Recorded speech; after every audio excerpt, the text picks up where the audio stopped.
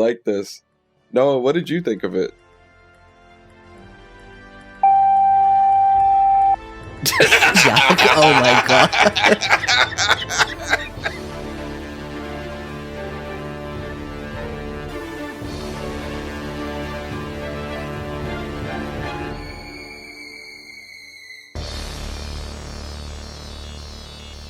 Hello, everybody. Welcome back to Has to Do with Spider-Man, I think. The #1 Sony Spider-Man Universe podcast. My name is Peyton, and joining us today is Jarrett. I'm one of the hosts. Why am I? I'm normally here. Yeah. Of course you're normally here, but we're also missing somebody today. It's Noah. me. I'm the new Noah. He's the new Noah. Yes, you've heard it. You've heard it right. There is a new Noah. Joining us today is one of two hosts of the One Piece Simpsons discussion podcast, Dohmance Dawn, along with the now ended over 350 episode multiverse breakdown podcast show, Multiversal Q, and the semi-annual RPG podcast, Exiled, the one and only, the wonderful, the magnificent, Luke Herr. Hello. Thank you, Spider-Man people, for having me on. It's an honor. I'm excited to be here. I was listening to an episode of the show before I came on. Which one? Montana and the Enforcers. Excellent episode. Classic. Noah, what did you think of that episode? Hey, Noah's it's not good here. with me. Yes, thank you, Noah. Noah has been replaced. Noah's not been replaced. Not to scare anybody. Big Wheel is still coming in a couple weeks. It's just Noah is preoccupied. He is busy. He had a basketball tournament today. So I kept eating them. Thank you, Noah. So, Luke, what drew you really to the Spider-Man Sony universe? I mean, I know that the MCU is great. The DCU, Is it? like, Snyderverse is, like, amazing, right? But, like, I feel like the Spider-Man shit is kind of the like, ugly duckling. What kind of drew you to the Sony Spider-Man universe of Marvel movies? I mean, they had movies at a time when I was seeing a lot of movies, and I think I initially got a free ticket to see Venom. Ooh. And it was like, you know what? This is better than I expected it to be. Sure, it ends with kind of a confusing mess of a fight between blobs on metal, and it's hard to tell what's going on in the darkness. But you know what? I've seen worse. It gave me what I was hoping for. And then I saw Venom 2 when I rented it to get ready for Spider-Man No Way Home. And I have not... Oh, no, I did see Madam Web. I saw Madam Web, and it was It was peak. It sparked so many discussions between my wife and I on the choices that they made, including the ADR, and I'm glad that there's a better version of that script out there. Yes. But there's potential. Like, Spider-Man has so many fascinating villains and so many interesting characters that you can tell stories with if you bring the right idea and energy. Exactly. Absolutely. Mm-hmm. So I'm surprised you haven't seen Kraven the Hunter, which also has some pretty funny moments in it. Like, they have just a picture of one of the actors, and they CGI like her blinking. Some people had figured out that happened, and ever since that, I always think about the ADR in Madam Web, and then the Kraven the Hunter. Just this lady blinking, but she's not actually blinking. It's like, it looks really bad. Have you seen this? No, I haven't gotten around. I kind of forgot that it came out because Venom 3 didn't really work for me. I might have been too distracted when I saw it. Yeah. Like, it was like, I remember crying during the Space Oddity song, But then, like, everything else is like, who are these women? I don't know. They're scientists. Okay, there's explosions. Hey, that family's Mrs. Chin! Like, that's pretty much what I remember. That movie. I really like it, but, I think about it, and sometimes I kind of sour on it. There's a lot going on, and also nothing at all going on. Best one. So, what did you bring us today? So... The way that's phrased is like you showed up with no idea of what we were doing. You're like, what did you bring us? We've been new. The audience has seen the title. But So I have brought you Styx and Stone. Who is that? They were the characters who, when I was looking through a big old ranker list of Spider-Man villains, it was like, okay, here's people who they're probably going to use, so I can't use them. Oh, I want to use this character, and then I got immediately told, no, 3 other people want to use that character. And I'm like, okay, I'll look forward to that pitch for whoever's doing that. It was like, okay, Styx and Stone, I don't know anything about these guys, but what if I did something stupid?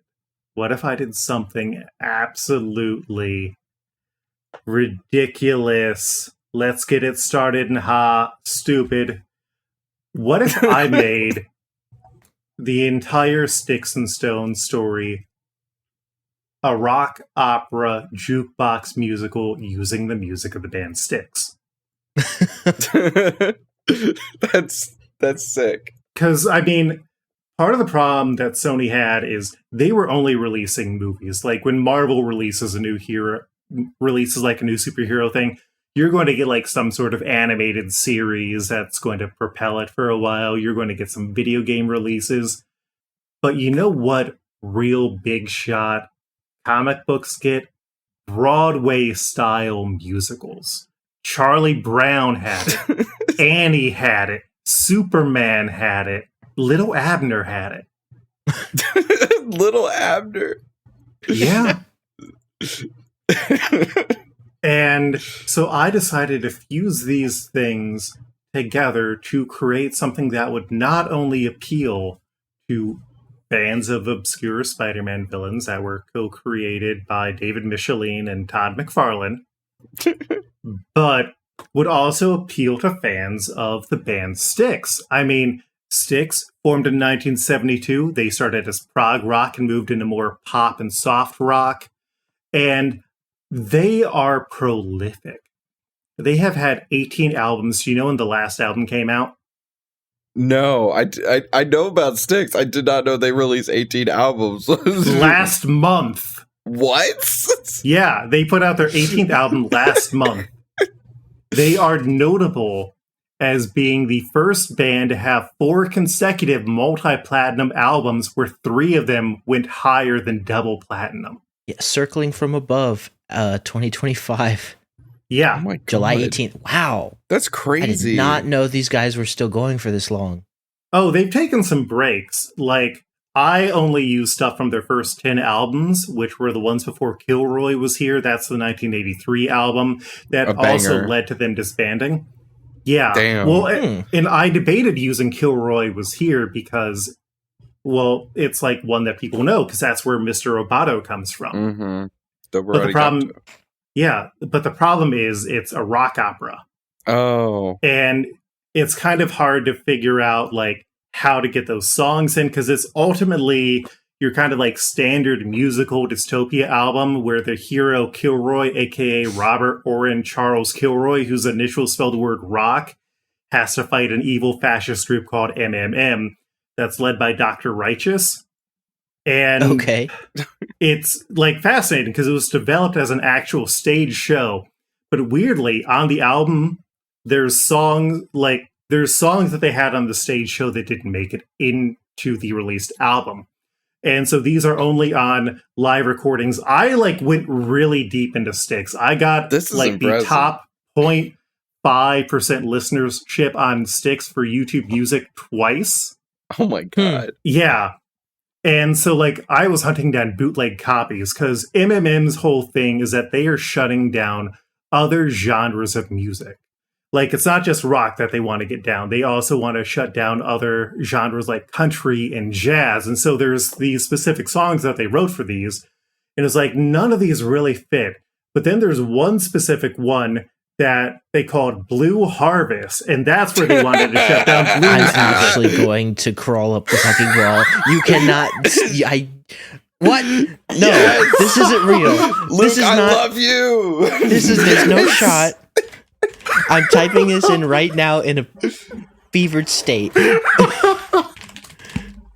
Yes. It's bullshit. If only Noah was here. Oh my gosh.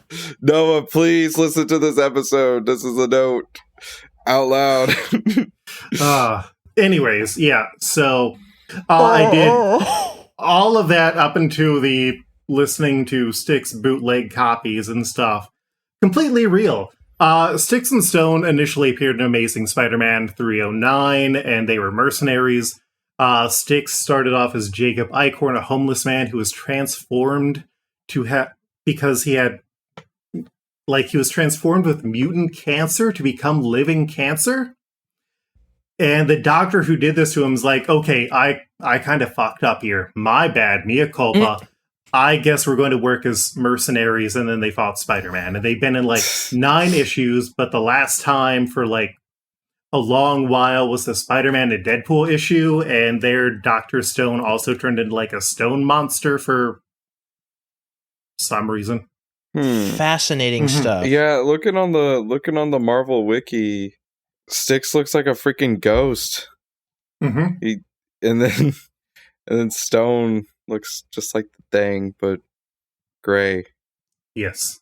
I'm seeing older comics where Stone, well, I'm assuming that's Stone standing there next to him, is just a blonde guy in like power armor. He's a black guy, but he has like a rocket launcher shoulder pad. Oh. I need to show you this comic cover because that is a very white blonde man. I mean, it's also 90s comics, so. That's totally fair, but isn't that him on the little hover chair next to Styx? I haven't read any of these comics. I'm not a fucking nerd. I don't know. I haven't either. I was just like, hey, that one looks like the era we're going for a lot of the time lately. Probably. But yes. Fascinating stuff here. I do have a YouTube music playlist that we'll put in the comments for the show that has all the songs that I used, even though for performance purposes, they probably need to be rewritten in various ways, because I wrote a full script. We aren't reading that full thing tonight because I am not forcing either of y'all to sing. You do not want to hear me sing right now. Okay, I am also not kidnapping Dylan, who did the theme song for the show, to make him rearrange Styx music. Valid. That's why we brought the lead singer of Styx here. He's in the call. Say hello. Hey, it's me, Noah. Yeah, Noah.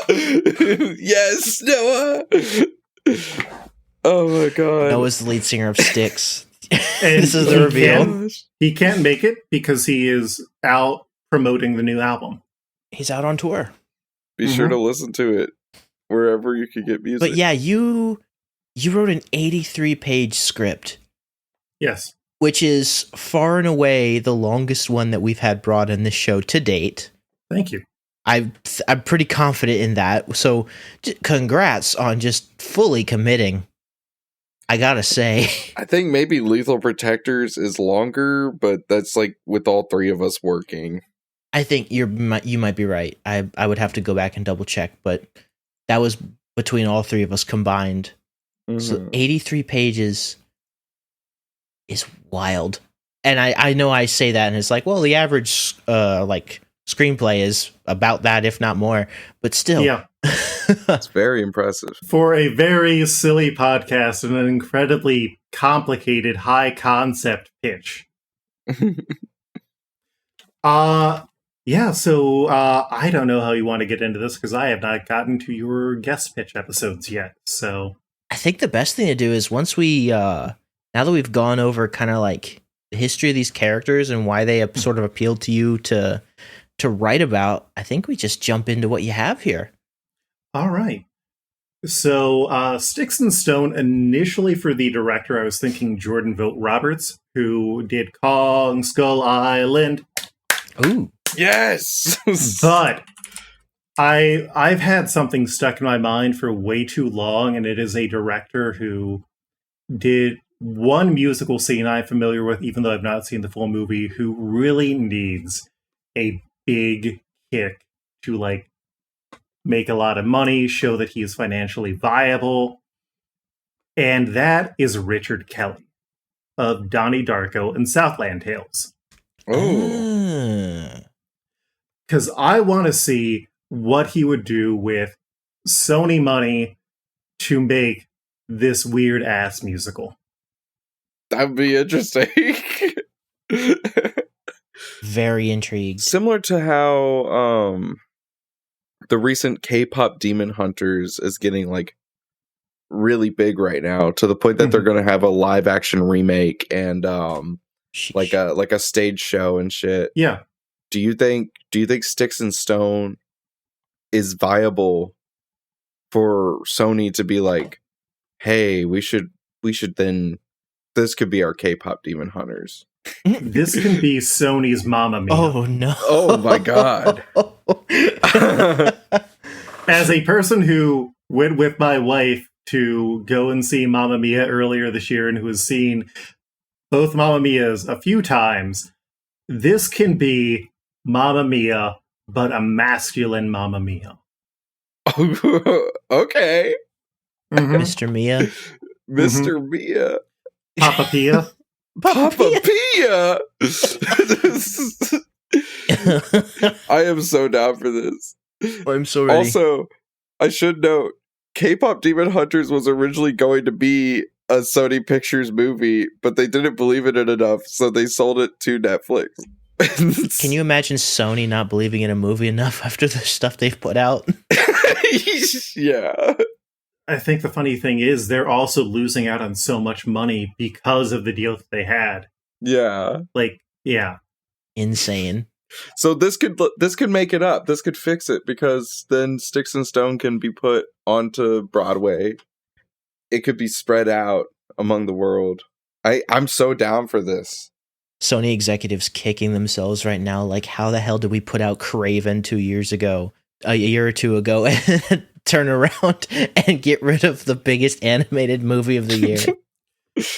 Imagine how upset they're going to be listening to this Styx album, because I don't think that Sony actually owns Styx, the band's music catalog. But, you know, there's always time. It's never stopped us. That is true. So, I'm ready when y'all are. Yeah, this is importantly a period piece. Oh, okay. Partially because when I started this, I hadn't listened to the show, didn't plan to listen, and then once I found the wiki, I started reading everything and going over and making sure I didn't argue with anything. So, we open at the 1983 Paradise Conference, a World's Fair style event on its opening night. The headliner, who you could, if you wanted to raise questions, just put Mrs. Chin in this role, where she's just as her current age, but like 40 years earlier, just comes out and opens the show. Or Sabrina Carpenter comes out and opens the show with the Styx classic AD 1928. We are introduced to Wilson Allen, who is played by Patrick Wilson of Night Owl from The Watchmen, and also the video version of Phantom of the Opera. Also, shout out to Jazz for helping me with some of the casting. Wilson Allen, CEO and founder of Allen Labs, opens and gives a presentation on his company's plan for the future. Long-term investments in research and reasonable improvements. This is done to the song Rockin' the Paradise. The problem is the audience doesn't want this. It's the 1980s. They want big promises for a brighter tomorrow. They don't care how it happens. The Allen Labs logo vanishes from the stage, and Wilson quickly walks off to the side, hit by crippling self-doubt. As he walks off, he passes by Zane Whelan, 40s, a handsome scumbag with Gordon Gekko vibes. In this, he would be played by Max Adler, who, if you watched Glee, he was Dave Karofsky. He was also Jacko Birch on The Flash. Okay. Mm-hmm. Also, do y'all recognize the name Zane Whelan? Admittedly, I don't. I can't say that I do. Mm-hmm. Zane Whelan is the CEO of Fastlane Agency. His name comes from the classic Spider-Man anti-drug comic, Fastlane. Oh my god. Okay, I have his wiki pulled up now. Yes, that's so funny. I decided to get some deep cuts in this very strange script. We love deep cuts. Yes. Zane shoots a cocky smile to Wilson. Dr. Allen, you're playing to the wrong audience. You got the headline spot for the conference, and that's all you had? Mr. Whelan, what are you even doing at a science conference? You're an ad man. Well, Wilson, I'm good at my job and I know how to sell things. I shape what the people want, and I'm here to let them know. You didn't have anything to offer. You don't build things. You never wanted to do research. You make, I'd say, promises, but typically there's some incentive to actually deliver on those. Maybe you're too old to understand this. The future isn't made with small steps and long-term plans. It's all about the here and now. How will things look at the end of the quarter? Sure, Fastlane started as an ad agency, but we've acquired enough assets to shape the future. You mean when you buy and sell companies? When people lose their jobs because you strip the company of its assets? Who cares if the profits are good? A rising tide floats all boats. That's the American dream. I believe in America, but not this lie. I know we've done bad things as a country. We need to make amends. We need to fix things, and that begins with helping people, doing something with what we have. Maybe you need to fix yourself. Allen Labs spent millions in developing a cure for some disease that a handful of people had, and you earned back pennies. That's bad business. Who's even heard of morbitasis gravis or whatever it was called? Those victims had a disease that was amplified by corporate pollution. The lives of those people are more important than any sort of profits. We can have a better future, but it takes time to build. My board understands that. Zane puts a hand on Wilson's shoulder. Doc, we're stuck with this dying hunk of rock, and people want to believe in something fantastic that can save them. And the thing is, it doesn't even need to exist. If you sell them enough hope, enough of nothing, then they'll think they secured their future and thank you for it. Wilson shakes his head as Zane goes up on stage. So morbitasis gravis is a combination of Morbius and also the disease that Madam Web's mom tried to prevent, which is apparently an actual thing. What? Uh-huh. Oh my god. Yeah, I was doing research.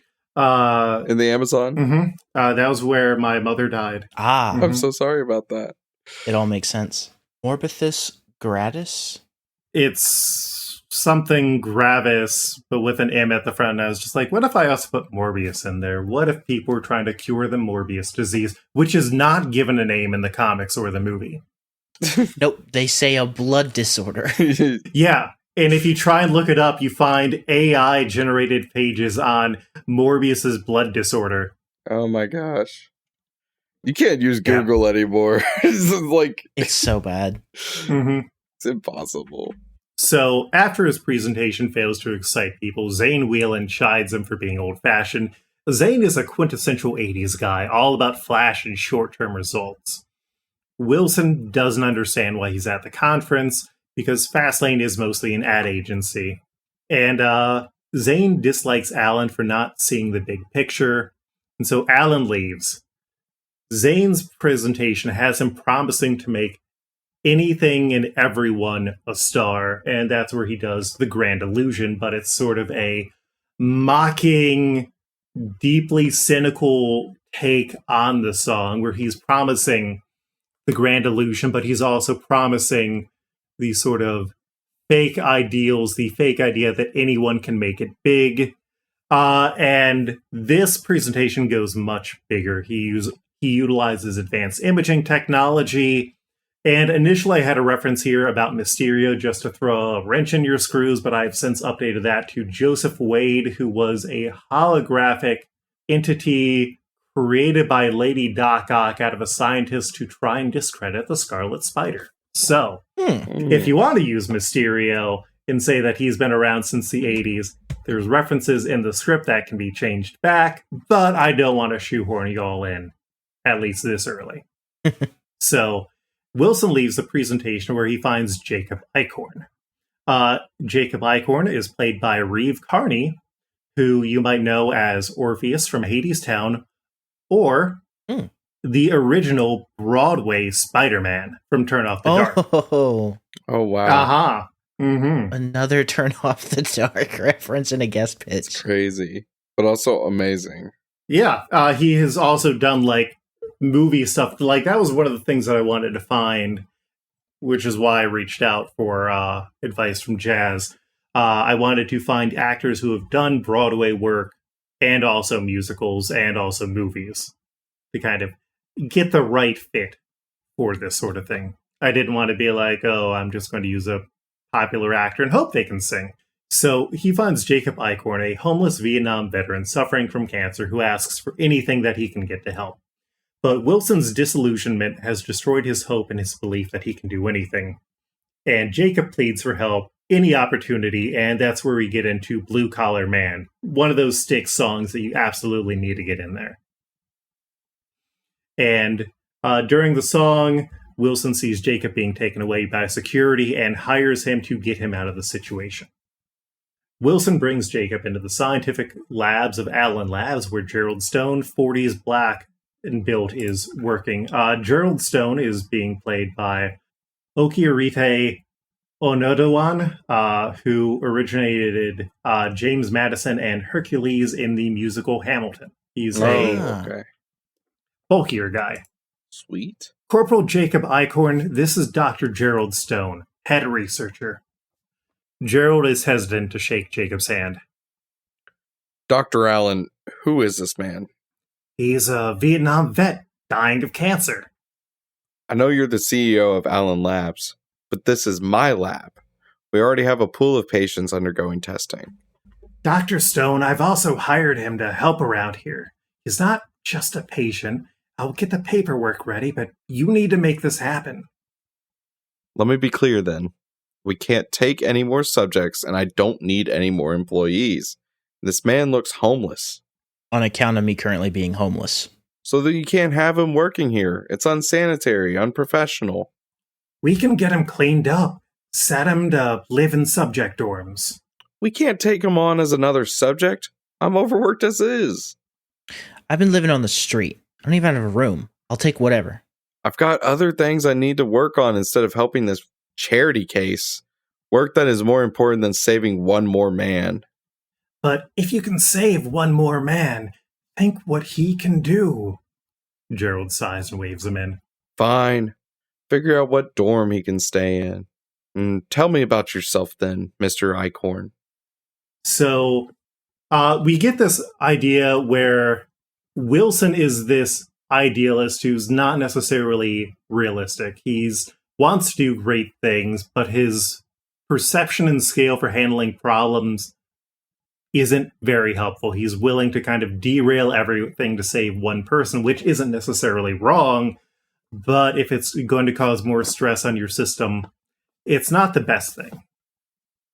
So as Wilson works on the paperwork and reflects on his past, Gerald interviews Jacob and gets him set up for his new life as the lab janitor, which includes giving Jacob his first dose of medication, which has a strong effect and he passes out. And we get this in the song Borrowed Time, which is...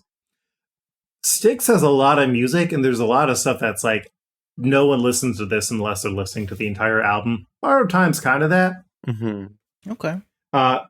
So we then have Jacob on the medication, having a Vietnam flashback to when he was a helicopter pilot with the call sign Witch Wolf, and we see how he is haunted by this death and what happened in the war, and how he has been abandoned ever since in the song Witch Wolf, which is very much Styx doing classic prog rock, in a song that and entire album that they've kind of disowned since then.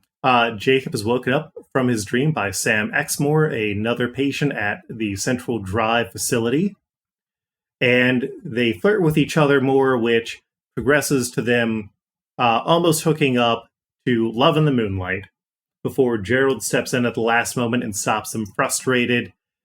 They leave, but there's still an interest in each other and in having a future together. Sam Exmoor is played by Arden Cho, who was Rumi in K-pop Demon Hunters, and Kira on Teen Wolf. Oh, okay. Yes. So, we cut to Gerald Stone's apartment, which is relatively small, where his fiancée, Toni Harris, waits. She looks like she's been waiting for him in the kitchen. There's a candle that's burnt all the way down. Toni is being played by Denise Benton. She's on The Gilded Age and has been in a lot of Broadway shows. You're getting in late tonight. Sorry, Toni. Dr. Allen had me onboarding a new patient. But you said lab had as many patients as you could handle.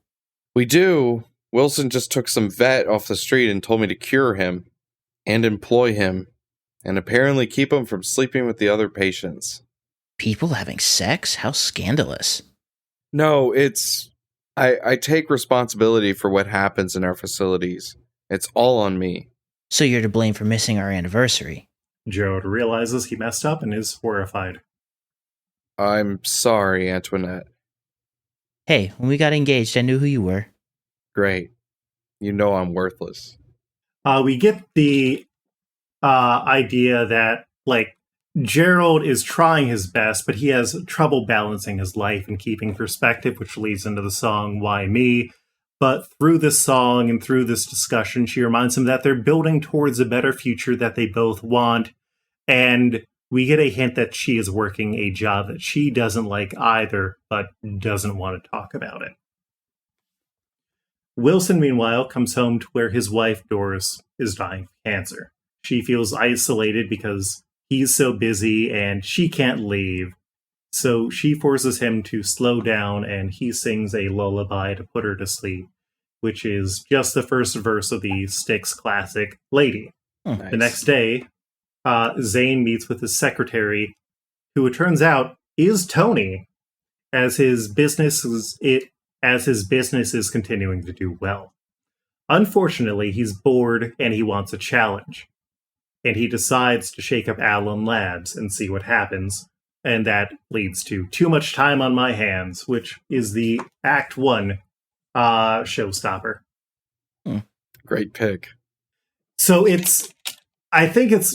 this is a different approach than I think the episodes that I've heard, partially because we aren't doing as much of a reading, partially because it's less of a scriptment, partially because it's a musical. So everything's a bit bigger and broader, and it's based around songs. Yeah, that's totally fine. Let it not be said that we are not down for format experimentation. It's really interesting. I'm excited to read, in my own time, the rest of the script, and I hope that maybe on the Discord server we could do a full read through one night. Possibly we could get a music bot or something in there. That could be fun. Yeah. That would be really fun, actually. We should do that. Oh, yeah. I'd be down for that. I think it's going to be an interesting challenge, but I am a person who does interesting challenges. Absolutely. It's sort of, what can you do? Big themes, and yeah. I never realized it, but just with you mentioning a lot of these different songs, it kind of hit that Styx has always kind of been around my life, and and I grew up loving Mr. Roboto, but songs like Lady and Too Much Time on My Hands, I mean, of course I know these songs. I'm familiar with this stuff, and it's damn, I sometimes forget to think about like the artist, or hell, I probably listened to these songs when I was a kid, right? And so like I don't really think about that stuff until, you know, I'm like, wait, that was Styx? Mm-hmm. Like so it's kind of this like hearing you talk about this and like looking through the script, it's hitting like I've heard a lot of this stuff before, like these songs before, and it's safe to say I'm definitely listening to that playlist later. Hell yeah. It is like an hour and a half long playlist, but it's also Styx is like, yeah, we don't want to do songs under 4 minutes. There's so much instrumentals. Styx is one of those bands where I feel like I know more of their songs than I think I do, but it's just a matter of actually like, it's one of those bands where I reckon I would probably recognize the song, but I don't know it by its name. Exactly. Yeah, there's a few moments in that like this, but I think that's kind of the magic. It's a mix of like, oh, here's songs that you really know that people are going to get excited about. And then, oh, here's a weird prog rock thing from like their third album when no one cared about it. So Wilson is now under the threat of an acquisition by Fastlane, and he needs to get results for the cancer cure before the end of the Paradise Conference in a few days. But Gerald is afraid that it still isn't ready. His whole thing is he has to be absolutely certain about things to be absolutely certain about things.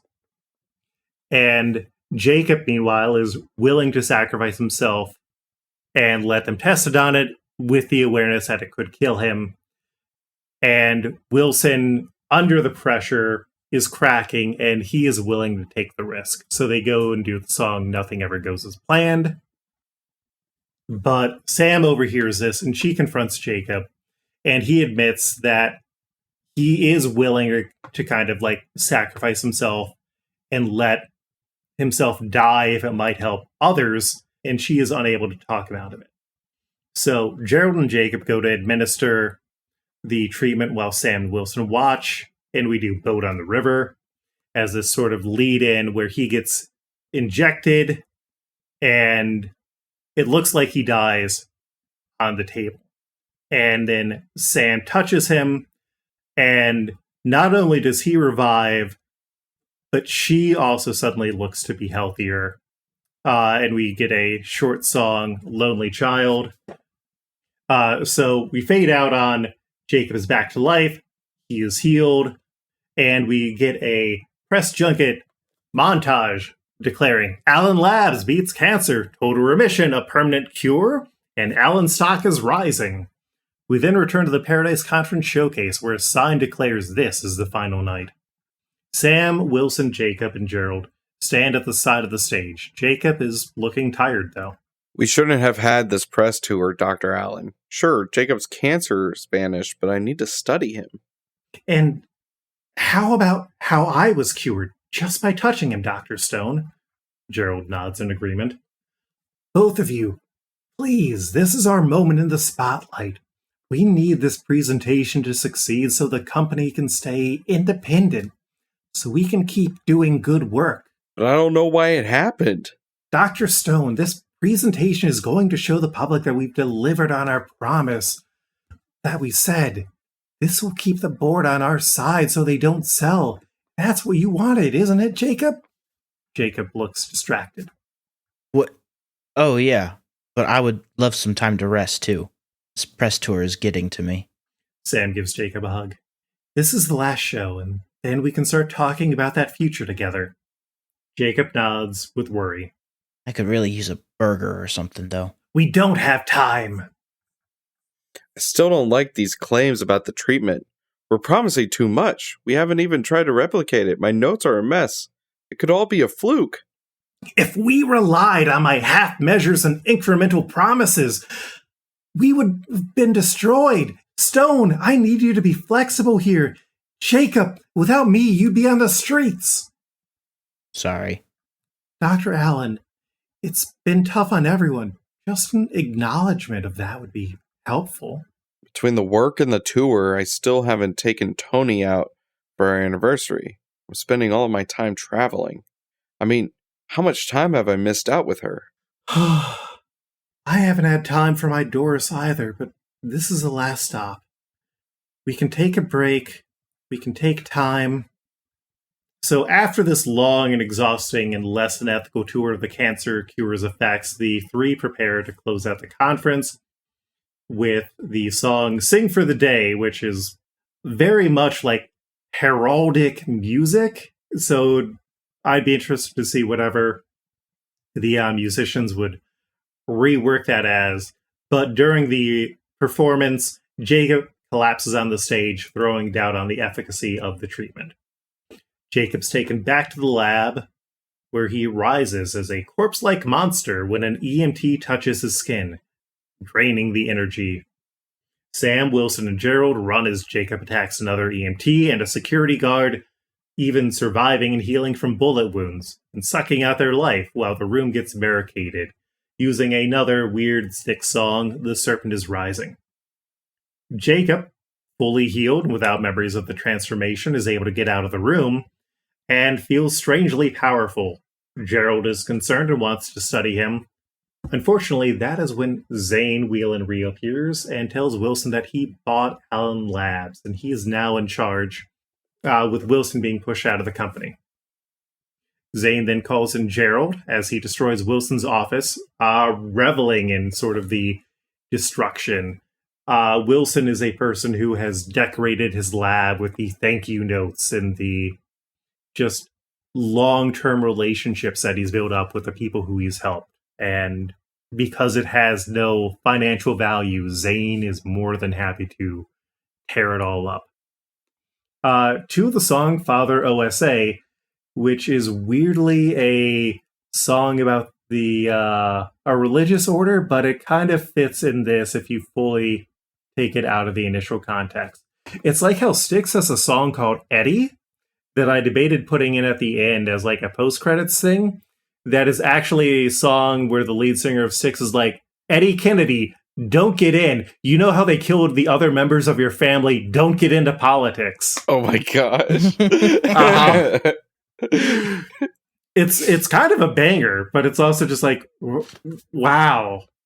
It's hilarious. So, Whelan plans to cut costs by shutting down the patient housing centers, and Gerald quits. Zane then decides to kick Sam and Jacob out of the program, and they go to Gerald for help. Begrudgingly, Gerald brings Sam and Jacob home to Tony, who is concerned that he's just quit his job, and he wishes that he knew what to do. We get another big song moment with Crystal Ball, and Tony is ultimately willing to take them in because she is kind of dealing with this guilt that she works for Zane, and her fiance is unaware of it, and these people who have just had their lives appended by Zane are also unaware of it. And that is when Wilson goes to see Doris again, and she's on her last legs, and so we get the full version of Lady as he regrets that he didn't spend more time with her, and she dies. So that's his big Broadway moment. Doris would be played by Leslie Manville, who was in the Phantom Thread and The Crown. She doesn't get any songs. She's just, in this. Mm-hmm. As Zane looks over the lab, he starts finding files. Tony comes into the room. He holds up a clipboard of Gerald's research. Do you know anything about science? What does this mean? Supposed to be a cure for cancer. Well, that was what Alan was promoting. Damn, I shouldn't have let that scientist quit. He might come back if you offered him money. No. He's devoted to Alan. I can just hire some grad students or offer some internships. But if we invest resources into this cure, we need to expand the potential base for this cancer cure. How many people have cancer? How many people will have it if we cure it? Alan spent time cutting back on asbestos, arguing against smoking. We need to bring back that lost potential client base. Are you talking about purposefully giving people cancer? Yeah. Hell, Alan did it with his wartime chemicals. We've got partners in the tobacco industry, the military. Alan's regret on making chemical weapons made him weak.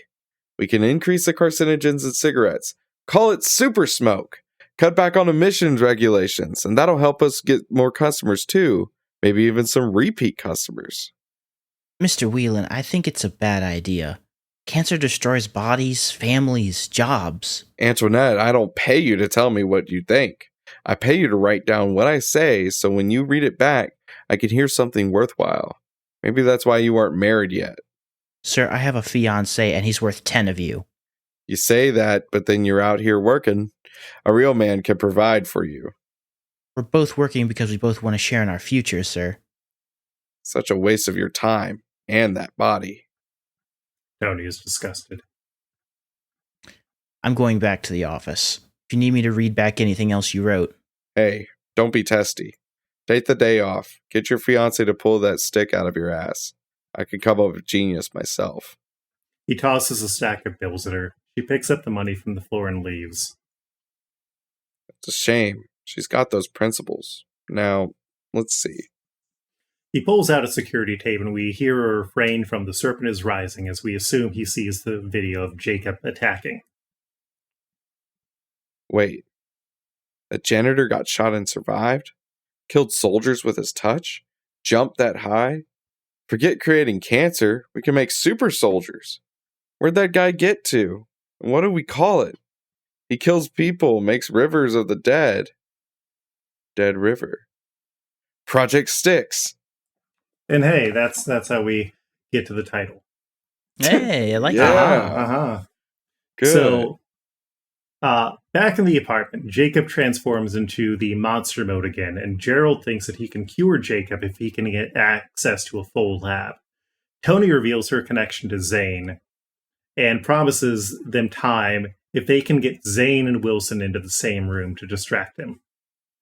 Gerald and Sam take Jacob back to the lab. They wrap him up in a large blanket, because he's essentially a zombie with a murderous touch.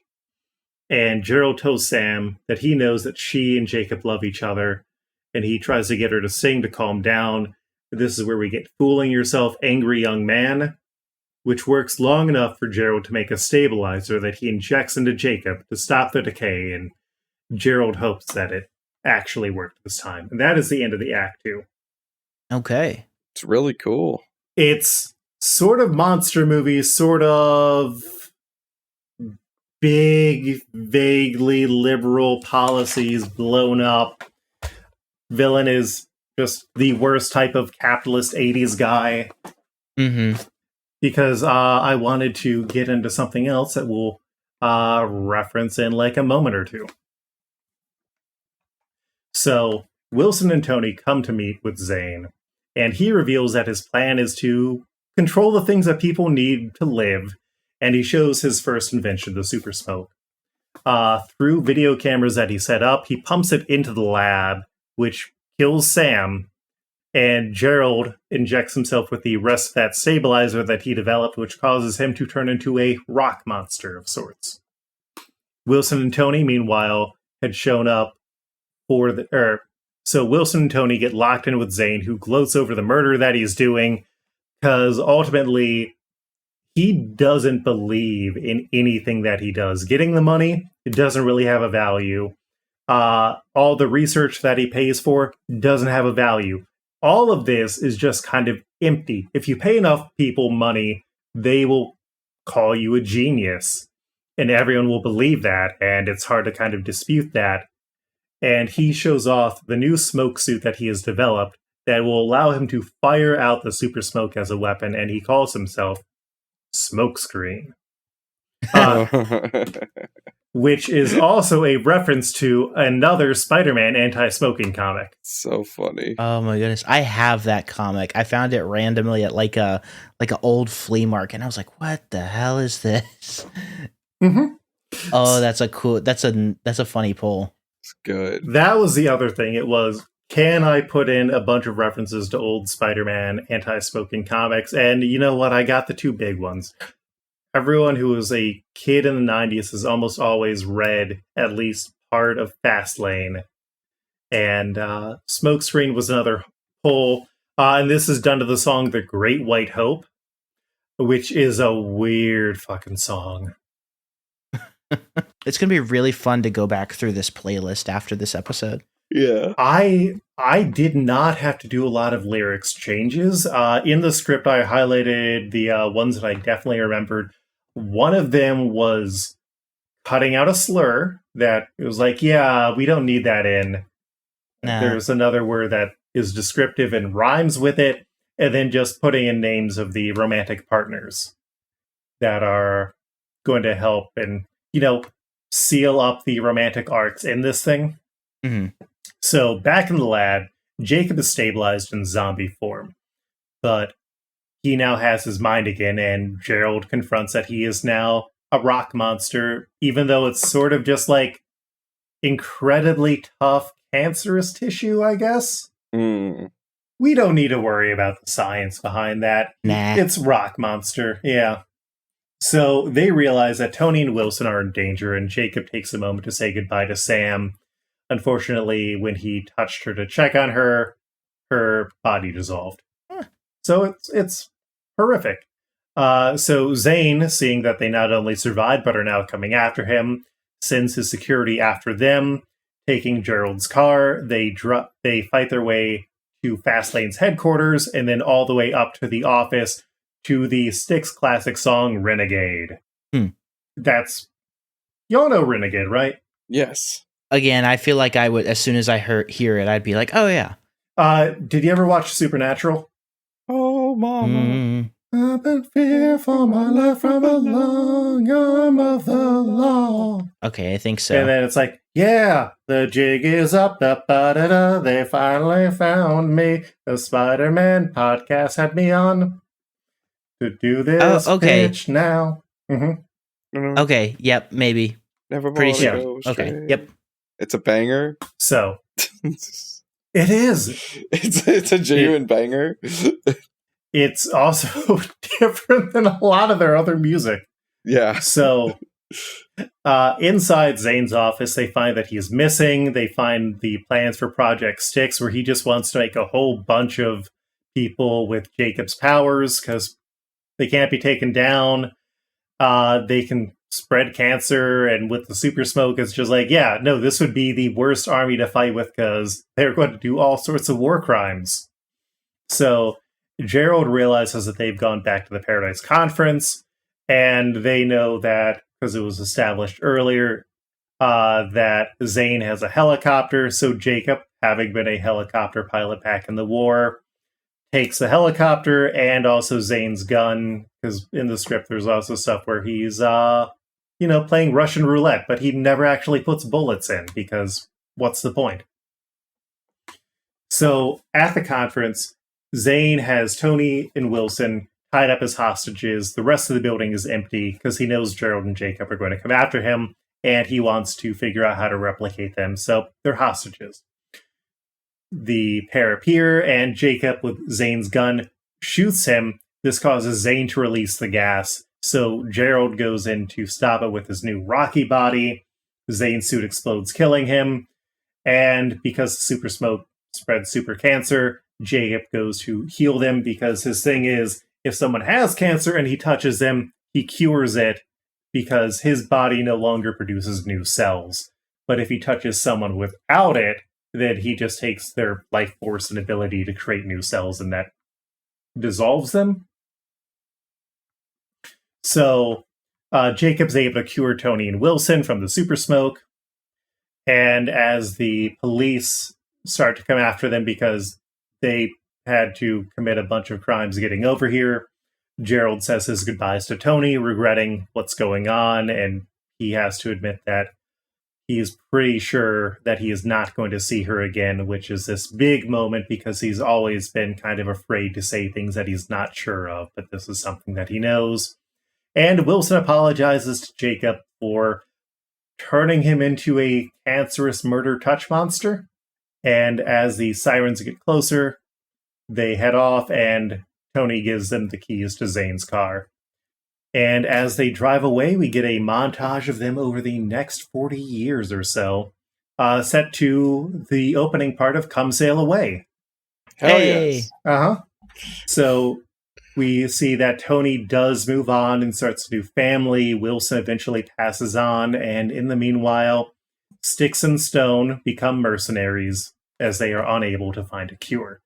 And that's when we get to the mid-credits, because we do the thing where the Come Sail Away music is going, because there's the opening part where it's like, I'm sailing away. Mm-hmm. Yeah. And so we get to the present in the mid-credits where they're just hanging out in the desert, because over the 40 years, they become bugs. They decide that now that they're hearing about all these other superheroes, they're going to go into Styx and Stone.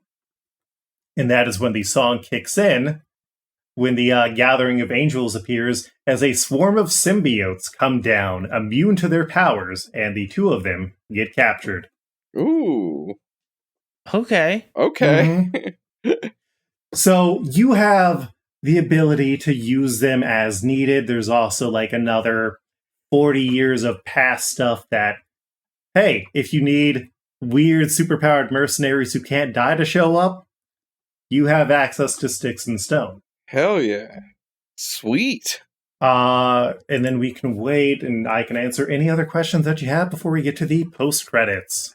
So I feel like you've already answered this question. Mm-hmm. But just to be crystal clear, in your mind, is this a jukebox musical movie, or is this like a stage production, a la Hamilton or Hadestown or anything like that? So I think that this would be a movie that would be released as like a full movie musical, but then you can also incorporate elements of it into a stage show, because like Styx music is not super complicated to sing necessarily, and it's stuff that people know, so you can do like a touring tour of Styx, or of Styx and Stone. Okay. I mean, how many Madame Butterfly helicopters aren't being used all the time? You can rent those things out and use that for the helicopter scenes in this. I like it. I had forgotten that that is a thing in the comics, right? That they essentially can't die. Yeah. I had completely forgotten that. It's cool. So, post-credits. Cemetery. Back in the past, we are at the funeral for Wilson Allen. His daughter, Elizabeth Allen, in her 40s, stands at the gravesite. A suited man approaches her. I have Elizabeth Allen cast as Marilyn Ireland, who was in the Umbrella Academy as Sissy. That was the woman in the lesbian relationship in the past, and I believe the second season. Okay. But she's also got a lot of Broadway credits as well. Sweet. A suited man approaches her. Elizabeth Allen? Yes. I'm sorry, it's a bit gauche to approach people at funerals like this, but I'm interested in acquiring Allen Labs. My father built this company. He spent his life fighting for it. This is his legacy. Almost lost it once, and I'm not going to give it up to some vulture. Oh, not quite. And then we have some sort of reveal for who is buying Allen Labs, potentially to form an Alchemax or some other company. It's up to you, but I figured give you something weird as well as sticking you with an Elizabeth Allen. Sweet, thank you. Yeah. So that is my weird, sweaty pitch for Styx and Stone. I am amazed. This was so fun. This is fun. I like this a lot. I do too. I think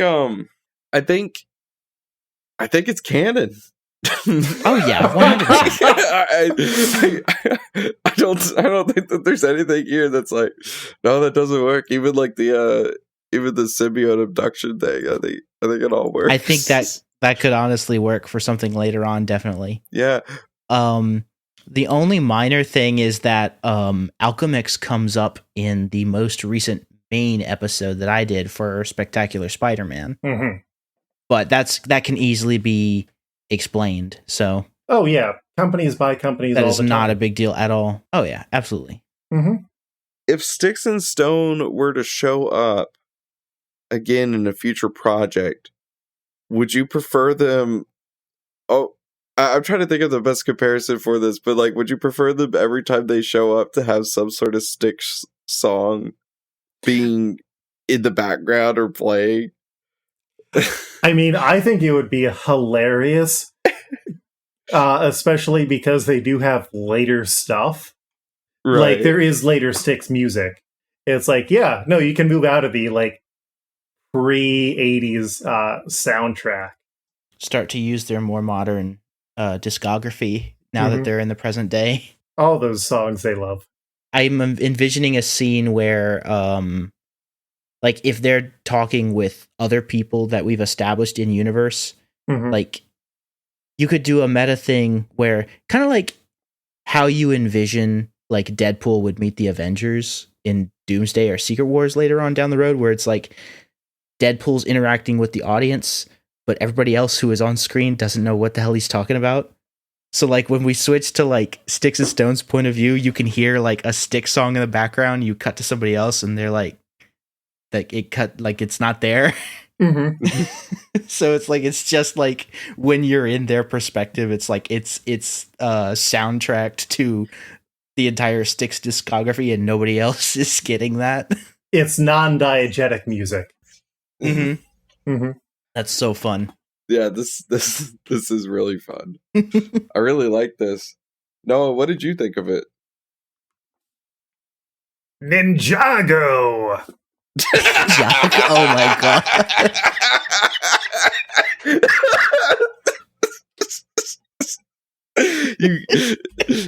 That's so true. Noah, you're in tip-top form as always. You have such a way. Such a way with words. Oh, that was beautiful. Luke, do you have anything to promote before we close this on out? Dohmance Dawn is my current podcast where we look at One Piece and The Simpsons as contemporary animated series and then recap both.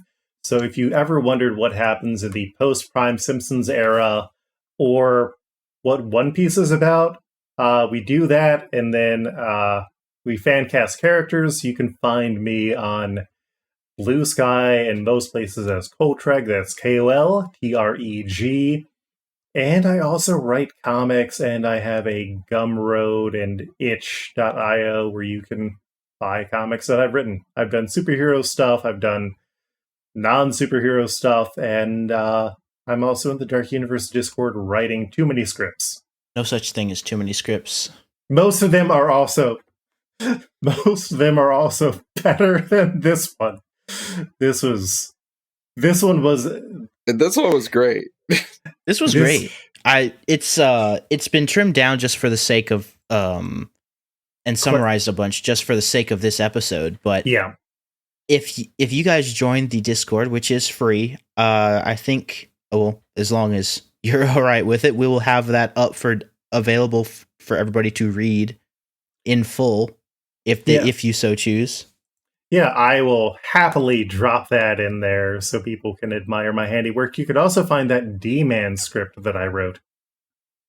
And of course the playlist of the full Styx and Stones soundtrack as well. Yes. To supplement your read. Yeah, go listen to some classic Styx music and then imagine how you would rearrange it for the stage. Thank you so much, Luke. Yeah, thank you so much for coming on. Thank you very much for having me. And thank you, dear listeners. Be sure to follow us on Booski. On Booski. That's it for Blue like Sky. Blue Sky, but if we were like surfers wearing vineyard vines, it would be Booski. Booski. You know? Yeah, Shaka Bra. Booski. Thank you to Jonah for the awesome wiki that's been coming in handy a lot lately. And yes. Thank you to Andy for editing the podcast and Dylan for the intro. Intro and outro, which you're probably hearing right now. Yep. And tune in 2 weeks for Noah's upcoming big wheel. Noah, do you have anything to say about it?